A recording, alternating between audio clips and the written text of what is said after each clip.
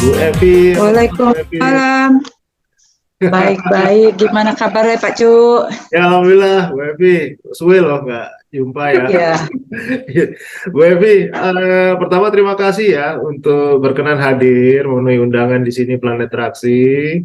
Hmm. Sedikit sekilas singgung aja ya kalau Planet Traksi ini ya kami ini ajang silaturahmi gitu ya dari teman-teman workshop yang ada di perkebunan. Jadi arti traksi itu sendiri memang nggak tahu asal muasalnya gitu ya. Tapi itu sudah menjadi apa namanya semacam kata lain dari workshop gitu kalau di bahasa perkebunan. Sehingga eh, saya sepakat nih buat ini dan bagus tanggapan dari teman-teman yang ada di workshop itu. Memang pemangku kepentingan workshop itu banyak sekali. Mulai dari staff, karyawan, kalau di kebun ada mandor gitu ya, terus ada anggota-anggotanya, transport, mekanik dan sebagainya. Nah, kenapa saya hari ini mengajak Bu Evi untuk hadir? Karena saya melihat ada expertise dari Bu Evi sendiri. Hmm. Saya mengalami langsung loh, Bu, perihal P2H, Iya. tapi terkait dengan aset badan kita sendiri yang terutama di gigi nih Bu Evi. Karena saya dan tim Iya. sendiri itu kalau Iya. sudah ada di lapangan, itu udah yang namanya pola hidup, pola makan itu ya seenaknya aja gitu ya. Karena itu Hmm. tadi kondisi lapangan. Tapi kalau kita pulang ke rumah ya enggak lah, kita udah ada yang di rumah gitu ya. Namun Hmm. namun begini Bu, jadi waktu saya di Kalsel gitu ya, Kalimantan Selatan sama satu lagi di Sumsel, itu banyak kejadian bukan penyakit akibat kerja ya, tapi akibat perawatan gitu loh, tidak merawat. Sementara saya menerapkan para anggota, teman-teman juga itu ya, ayo kita lakukan perawatan yang ketat gitu ya, terencana, Hmm. jadwal gitu kan, terhadap semua Hmm. aset alat berat maupun aset transporter itu, dump truck maupun traktor, yang harganya juga nggak murah. Kira saya melihat beberapa kejadian waktu di Kalsel sama di Sumsel, tim itu ada yang sakit gigi gitu ya, Bu Evi. Hmm. Itu memang Ya. kami sama semuanya. Jadi pertolongan pertama pada sakit gigi itu satu, Bu, minyak rem, Hmm. Tri yang warna merah. Ya. Itu ditetes, cetes, hilang semuanya. Tapi itu kan nggak, Oh, tapi itu nggak benar, baru dengar tuh. Baru dengar nggak minyak benar. rem digunakan untuk itu ya. Ngaco itu, Oke, ngaco, oke. ngaco. Ngaco itu, Terus ngaco. lanjut. Dan itu langsung baal ya, jadi mati rasa gitu ya. Hmm. Sementara kalau melihat Hmm. kejadiannya itu ya gigi bolong, masuk bakteri, mungkin ya belum tentu saya benar juga ya. Terus juga ada Hmm. dari makanan yang nggak pernah dirawat gigi itu, sehingga ya sudah kena angin saja kadang-kadang sakit itu, kena angin saja itu kayak gitu. Nah, ini saya minta minta inilah saran-saran dari Bu Evi gitu ya, selaku dokter gigi gitu ya, yang mana perihal Oke. gigi itu buat kami sama loh seperti anggota badan yang lain, itu adalah aset kami sendiri juga Bu Evi. Namun Betul. gigi itu buat saya nggak main-main. Kalau udah sakit itu kesini semua, ke atas bukan ke bawah, ke atas, ke kepala, nyut-nyutan. Ya, ya. Cuma painkiller yang dicari, painkiller kejauhan gitu loh Bu Evi. Monggo Bu Evi, silakan. Oke, oke. Oke, makasih Pak Cuk waktunya ya. Jadi sekilas saya sudah menangkap apa sih sebenarnya acara ini diadakan. Sebetulnya gimana sih kita itu supaya bisa maintain gigi kita sebagai aset ya, agar tetap awet, bisa kita gunakan seumur hidup selama mungkin, kan seperti itu. Nggak jauh beda dengan seperti kita mengelola suatu mesin ya, kayak Pak Cuk umpamanya mendapati alat, datang ke Pak Cuk. Pak Cuk melihat sebelum melihat kondisi apa sih alat ini yang harus dirawat atau harus dikenal, kan seperti itu. Sama seperti gigi. Begitu seorang pasien datang ke dokter gigi, pasti dia akan menceritakan dulu apa yang dia perlukan. Misalnya gigi saya pernah sakit, pernah dirawat, ya pernah bengkak dan lain-lain. Juga sama mesin kan juga gitu. Sip. Begitu datang ke Pak Cuk pasti diserahkan alat itu kan pasti Pak Cuk nanya, Iya, Ini betul. produksi tahun berapa? Betul. Siapa aja yang pernah make kan kayak gitu ya kan? Pernah Betul. dirawat apa? Gitu Benar. kan? Ada keluhan apa? Jadi kalau di dalam bidang kedokteran gigi, hal seperti itu namanya anamnesa. Oke. Jadi kita anamnesa dulu keluhan penderita apa. Nah, anamnesa ini sebelum kita diagnosa, sebelum Pak Cuk membetulin si alat ini umpamanya mau di maintenance, pasti Pak Cuk akan melihat kondisi ekstra oral ya, seperti kalau dokter gigi itu melihat ekstra oralnya uh, uh, wajah pasien kan, misalnya ada pembengkakan di sisi sebelah kiri, berbatas jelas atau tidak ya, dipalpasi keras atau lunak kan seperti itu ya. Sama mungkin Pak Cu kalau melihat mesin, dilihat bodinya dulu, ini mobil atau ini alat pesok sebelah mana, apa sih yang di luar nih yang kelihatan tidak bagus, tidak baik dan harus di repair kan gitu.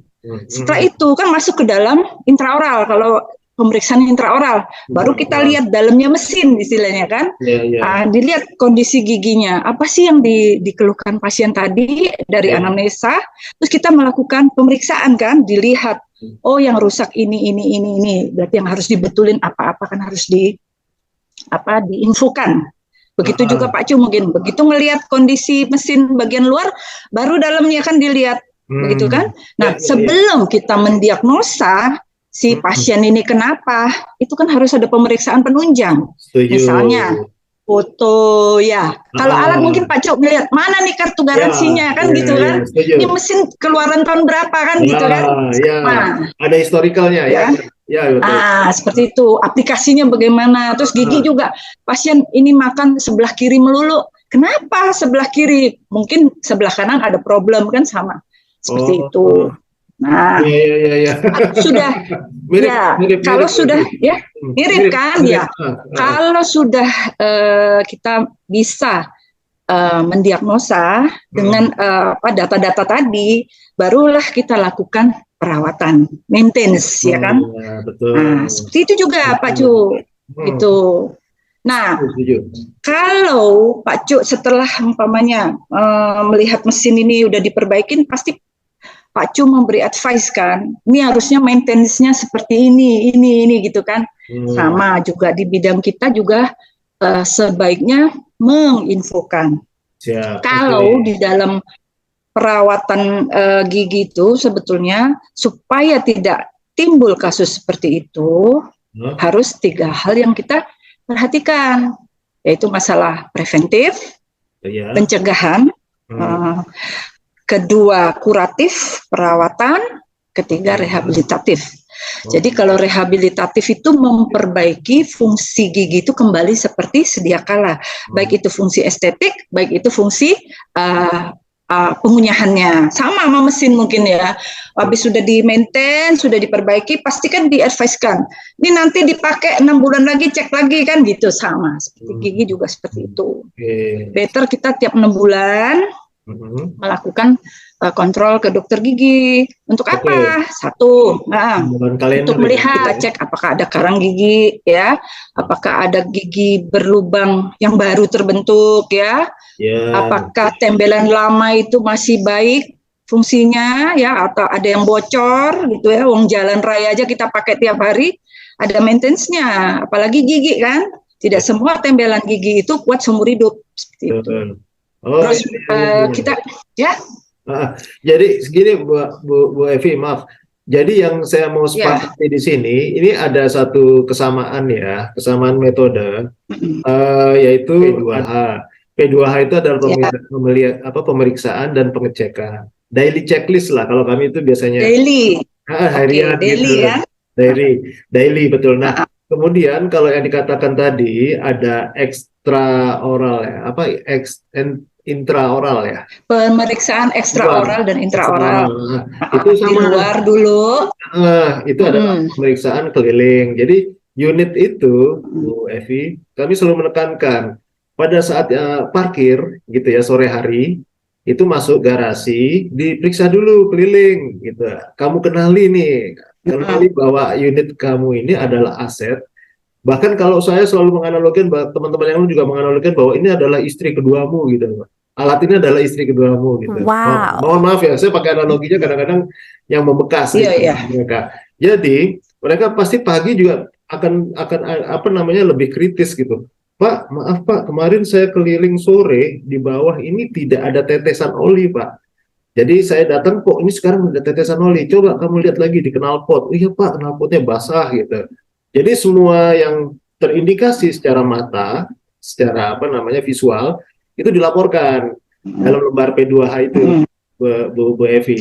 Nah, nanti itu menjadi catatan yang ditandatangani oleh para manajer usernya dan juga para asisten yang mengepalai traksi itu tadi.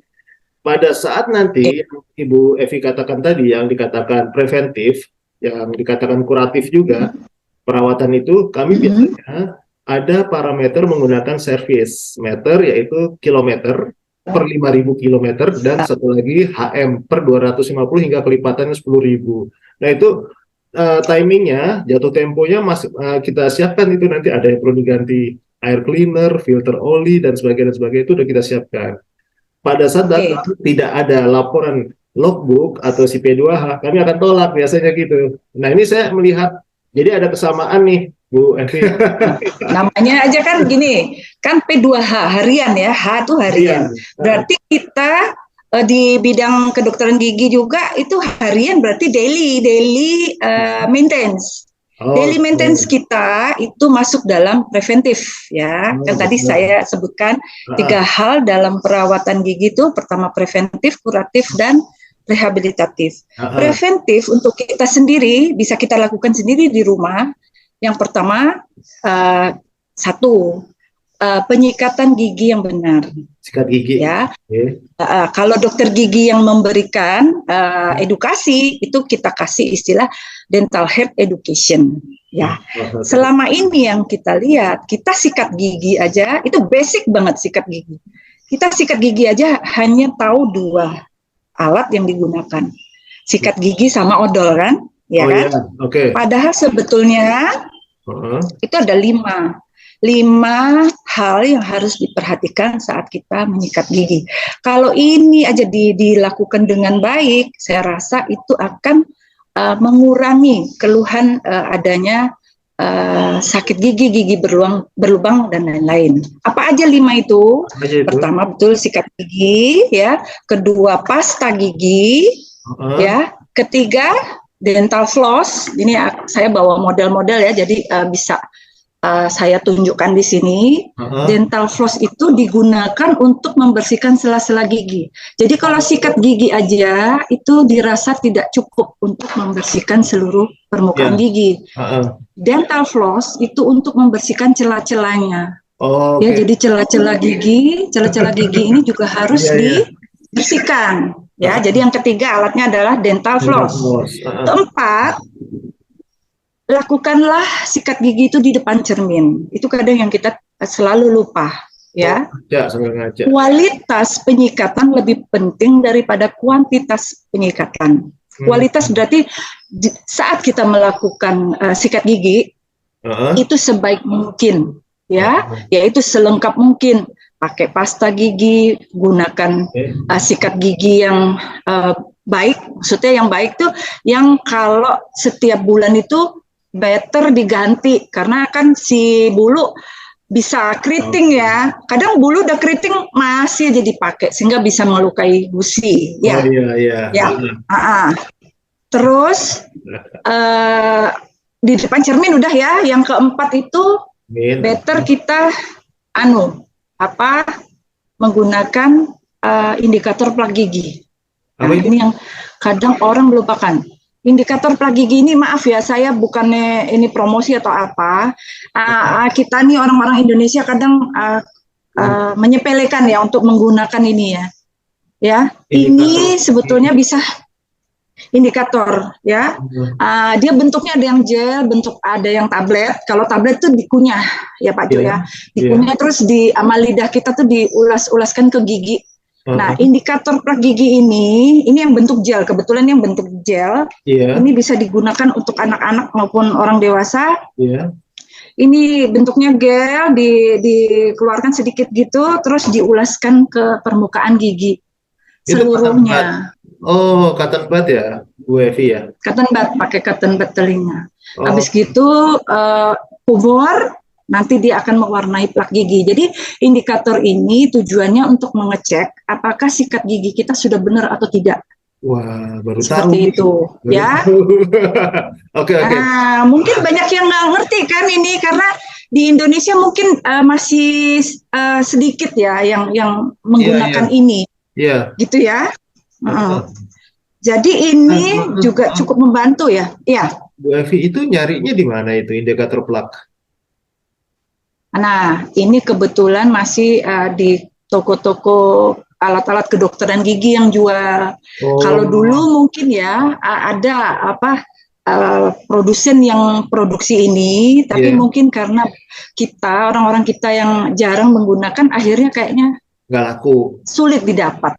Sama Oh, seperti obat kumur untuk anak-anak, Pak Jo. Dulu tuh ada kan obat kumur untuk anak-anak, ada rasa stroberi, ada jeruk, rasa jeruk dan lain-lain. Sekarang susah kita, padahal anak-anak pun kadang butuh pemakaian obat kumur kan seperti itu. itu maaf ya, indikator tadi setelah dioleskan ke gigi atas bawah, terus apa yang terjadi? Nah, habis itu kan kita kumur. Nanti itu akan di gigi itu akan tampak dua warna gigi. Dua warna ya, warna ungu sama pink. Ya, warna ungu berarti di gigi kita itu ada plak lama. Mungkin tadi malam kita nih nyikat nggak bersih, begitu bangun tidur kita pakai indikator plak gigi, umur kelihatan. Kalau gigi kita ada warna ungunya berarti itu plak yang tadi malam terbentuk plak lama, yang waktu kita sikat gigi nggak bersih gitu. Di kaca ya? Kalau yang plak terbentuk iya di kaca, makanya di kamar mandi better ada kaca, ada cermin. Oh iya, gitu. iya, iya. Ya, itu kadang kita melupain untuk melakukan hal itu, padahal itu penting sekali untuk tindakan preventif perawatan gigi yang bisa kita lakukan di rumah. Kalau ungu itu ada masalah, kalau satu lagi warna apa tadi? Kalau ungu berarti ada plak gigi masih plak gigi tertinggal di permukaan gigi, mungkin sikat gigi kita tadi malam nggak beres, nggak bersih kan gitu. Jadi kualitas penyikatan lebih penting. Kualitas penyikatan lebih penting daripada kuantitas. Kita mau sikat gigi 4-5 kali sehari, tapi kalau caranya nggak benar, itu sama aja bohong. Iya kan? Dan maaf, jadi cuma satu warna aja yang kita tandai ya, hanya warna ungu itu saja ya. Pada saat itu ungu dan pink, dan pink. Kalau pink artinya? Kalau pink berarti plak baru terbentuk. Jadi dia mudah sekali nyikatnya kan, dengan disikat terus hilang. Tapi kalau plak yang ungu itu ya butuh tenaga sedikit untuk menghilangkan plak itu. Kita sikat terus sampai warna ungu itu hilang. Berarti itu baru dikatakan sikat gigi kita udah beres lah, seperti itu. Udah benar. Plak itu bukan karang gigi ya, bukan ya? Beda ya? Bukan, beda. Beda ya, oke. Beda. Ya. Baru tahu. Itu, saya baru tahu. Oke. Itu tadi kita bicarakan yang preventif yang bisa kita lakukan sendiri di rumah. Gimana dengan preventif yang dilakukan oleh dokter gigi, seorang dokter gigi. Ini bisa dilakukan untuk pasien anak-anak maupun orang dewasa. Apa itu? Ada dua, topical aplikasi dan fissure sealant. Kemarin kan saya cerita ya, topical aplikasi dan fissure sealant. Bedanya gini Pak Cu. Kalau topical aplikasi itu berarti kita melapisi seluruh permukaan gigi dengan fluor. Ya, dilapisi seluruh permukaannya. Tujuannya karena fluor itu menguatkan gigi ya, berarti itu baik untuk gigi kita ya, apalagi anak-anak. Kadang anak-anak tuh sikat gigi kan asal-asalan, kadang sikat gigi kadang enggak gitu kan. Untuk menguatkan gigi, mencegah karies terbentuk lebih cepat, better kita melakukan preventif dengan topical aplikasi. Nah, sekarang bedanya apa dengan fissure sealant? Fissure sealant itu ini hanya untuk bagian gigi yang belakang, ya, bagian gigi yang belakang. Kalau tadi topical kan seluruh ya, seluruh permukaan gigi. Tapi kalau fissure sealant itu melindungi gigi yang lekuk-lekuknya dalam. Ya kan kalau kita di bagian belakang gigi ada groove-groove-nya itu ya di permukaan atas gigi ini ya. Ini namanya bidang oklusal gigi. Nah, kalau gigi belakang itu kan groove-nya dalam-dalam. Jadi kalau pada anak-anak kan rawan ya, makanan, coklat nempel di permukaan gigi sehingga gampang terbentuk karies. Jadi kalau fissure sealant itu melindungi fisurnya, lekuknya, groove gigi itu kita lindungi. Oke. Itu. Jadi itu orang dewasa juga bisa. Kalau saya tangkap itu sealant juga, fungsi sealant itu juga banyak sealant, di mesin. Di mesin pun juga menggunakan. Mesin ya. Nah, tapi ya itu tadi sebagai penyangga untuk pertemuan dua ini permukaan. Ya. Kalau saya melihatnya yang tadi dikatakan dua terakhir tadi ya fissure sealant sama satu lagi topical aplikasi. Topical aplikasi itu tidak hanya untuk anak-anak tapi juga untuk dewasa dan boleh dilakukan. Dan itu juga memperpanjang lifetime gigi ya. Intinya itu ya, Bu Evi. Iya, kalau perawatannya kita maintain berarti memperpanjang lifetime gigi kita juga. Kan jujur aja saya sih baru dengar semua ini, terutama 3 poin terakhir tadi. Treatment 2 tadi, si fissure sealant sama si topical aplikasi, terus ditambah lagi plak apa tadi, indikator ya. Indikator plak gigi. Indikator plak itu juga saya baru tahu semua, tapi bagus. Ini bagus loh, menarik banget loh, ini informatif banget. Iya. Apa yang bisa saya sampaikan? Semoga bermanfaat. Saya menjelaskan dengan bahasa saya yang bisa dimengerti oleh orang awam kan gitu. Beda kita kalau ngomong sama sesama kolega dan berbicara dengan orang awam kan juga beda. Betul. Ya, saya sih melihatnya ini menarik, Bu Evi, karena yang disampaikan itu adalah umum, general gitu ya, tidak terlalu detail sampai teknis gitu kan. Namun poinnya bahwa itu adalah perawatan, pencegahan gitu ya. Ditambah lagi kalau itu semuanya lewat, ya itu tadi yang terakhir dikatakan apa, rehabilitasi ya, kalau nggak salah tadi. Rehabilitatif. Jadi 3 komponen ini, Pak Cuk. 3 komponen ini saling berhubungan, Pak Cuk. Kalau preventif sudah kita lakukan, terus ada keluhan di bidang gigi, baiknya dilakukan perawatan, kan seperti itu. Nah, perawatan misal nih, giginya udah ditempel, udah kuratif, sudah perawatan, sudah diterapi, gitu. Nah, itu kan juga harus di-maintain ya, supaya tetap baik kondisinya. Dengan bagaimana? Ya itu tadi Pak Cuk tadi kan bilang ada istilahnya durasi ya. Kalau si mesin tuh tiap 6 bulan harus dicek ya kan? Apa itu tadi istilahnya tuh? Nanti 1 tahun harus gimana. Service meter. Service meter seperti itu. Berarti kalau di bidang kedokteran gigi kita itu menyebutnya kontrollah ke dokter gigi tiap 6 bulan. Ya, seperti saya sebutkan tadi. Ngapain tuh 6 bulan kontrol ke dokter gigi? Pertama, dilihat apakah ada karang gigi yang muncul kembali walaupun sudah dibersihin sebelumnya. Kita ngelihat apakah ada gigi yang rusak. Ya, dulunya nggak rusak, sekarang rusak, namanya dipakai tiap hari gitu kan. Terus apakah tambalan lama itu masih baik kondisinya, seperti itu kan? Apakah ada gigi yang rusak yang harus dicabut atau dirawat? Terus kalau si pasien punya pakai gigi palsu, apakah kondisi gigi palsu itu masih stabil di dalam rongga mulut? Jangan udah nggak stabil, masih goyang-goyang, udah goyang-goyang masih dipakai kan gitu. Jadi mengganggu kenyamanan pasien juga kan. Nah, benar, fungsinya kita kontrol 6 bulan tuh untuk melihat itu semua. Benar-benar. Gitu, Pak Cuk. Iya, karena gini ya Bu Evi, fokus kerja pun kita juga terganggu loh kalau lagi sakit gigi tuh. Nggak nyaman sekali. Betul.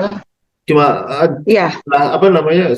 langkah korektifnya itu cuma painkiller aja, tapi cuma tahan berapa lama sih? Waktu kita pakai terus gitu. Saya setuju banget yang dikatakan tadi 3 itu saling terkait. Mirip kok, itu mirip banget dengan analoginya di tempat kami itu mirip. Jadi ada preventif, ada korektif, sama satu lagi prediktif gitu. Prediktif itu memang kita sudah mengenali apa namanya area yang sering rusak, medan kerja gitu kan. Karena kerusakan itu ya yang pernah kita sampaikan juga bahwa pertama dirawat atau tidak, kan gitu ya. Betul. Atau tidak. Kedua, aplikasinya benar apa enggak gitu, sesuai dengan spek atau under spek atau above spek. Kalau semuanya itu dikatakan sesuai Pak, coba sini lihat logbookmu, wah ngaco kamu, kapasitas spek 4,5 ton kamu naikin jadi 7 ton, kan rusak semuanya. Bisa sih bisa, tapi tidak lifetime akan menjadi cepat gitu rusaknya. Sama satu lagi, berarti istilah manpower dari si operator, mekanik, bahkan driver, kalau mereka sama-sama nggak mau tidak mau menurut, tidak disiplin, ya akhirnya terjadi itu. Ya itu tadi gampang rusak gitu, Bu Evi. Iya, kayak di bidang saya juga istilahnya ada rekam mediknya kan. Ya, wah begitu dilihat, waduh kamu disuruh kontrol kok nggak datang kontrol kan gitu ya, sama aja seperti itu. Akibatnya kontrol, akhirnya kan ya itu tadi nggak beres-beres kan masalah giginya. Benar. Jadi kita sama nih satu pemahaman, tujuannya sama, terus melakukannya juga, aplikasinya juga mirip, langkah-langkahnya tuh mirip, karena memang benar ya, tanggung jawab kita terhadap alat sebagai aset dan tanggung jawab juga terhadap komponen tubuh kita sebagai aset juga ya, Bu Dokter ya. Betul. Sama benar ya. Iya. Tinggal aja kembali kepada kita nih, mau tanggung jawab apa tidak gitu ya. Ya. Bu Evi, saya melihat ini sudah cukup loh Bu Evi, karena saya lihat durasi juga udah 30-an ini, nggak terasa. Ya. Mohon maaf ya, karena durasi juga kami tidak lama-lama. Nah ini mudah-mudahan ini sangat menarik ini, dan bisa menjadi kasanah pengetahuan ya, khususnya gigi. Bukan gigi transmisi loh, gigi kita. Saya cukupkan, nggak apa-apa ya Bu Evi, terima kasih. Nggak apa-apa. Iya. Semoga apa yang saya sampaikan bermanfaat untuk orang lain. Jika saya ada salah kata, salah ucap, ya mohon dimaafkan. Ya sama-sama, kita juga nggak luput dari salah. Yang penting kan kita punya niat baik, bahwa ini memberi informasi demi kebaikan gitu ya. Betul. Oke. Duluan ya Bu Evi. Sama-sama Pak Cuk. Sampai ketemu. Kesehatan, sampai ketemu. Salam buat keluarga. Matur nuwun. Ya, sama-sama. Assalamualaikum. Waalaikumsalam warahmatullahi wabarakatuh.